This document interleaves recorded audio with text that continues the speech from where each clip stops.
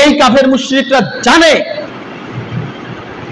যদি ইসলামী খেলাফত বাস্তবায়ন হয়, ইসলামী খেলাফত যদি লং লাস্টিং করে, ইসলামী খেলাফত লং লাস্টিং করার কারণে কোন রকম সুদি কারবার চলবে না।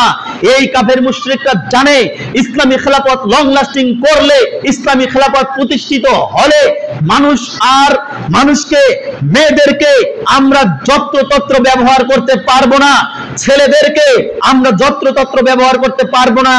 এই ইসলামী খেলাফত বাস্তবায়ন হলে মানুষ জেনা করলে তাকে পাথর মেরে হত্যা করবে, এটা আমরা বাস্তবায়ন করতে পারবো না, আমাদের ক্ষতি হয়ে যাবে।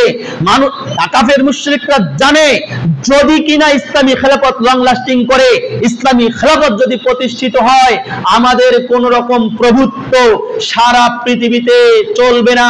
যার কারণে তারা ইসলামী খেলাফতকে আজ থেকে 100 বছর পূর্বে এটাকে ভেঙে দিয়ে সেই সমাজের মধ্যে গণতন্ত্র, ডেমোক্রেসি নামক একটা তন্ত্র আমাদের মাঝে দিয়েছে, আর আমরা মুসলিমরা এই গণতন্ত্রকে গ্রহণ করেছি। এখন আমরা এই গণতন্ত্রের মাধ্যমে দেশের মধ্যে শান্তি কায়েম করার চেষ্টা করতেছি, কোনোদিনই হবে না। যে তন্ত্র হলো তাগুতি নীতি, যে তন্ত্র হলো শিরকি নীতি, যে তন্ত্র হলো কুফরি নীতি, সেই নীতিকে অনুসরণ করে মানুষের মাঝে শান্তি আসা সম্ভব নয়। আপনি আমাকে প্রশ্ন করবেন তাহলে কিভাবে শান্তি আসবে?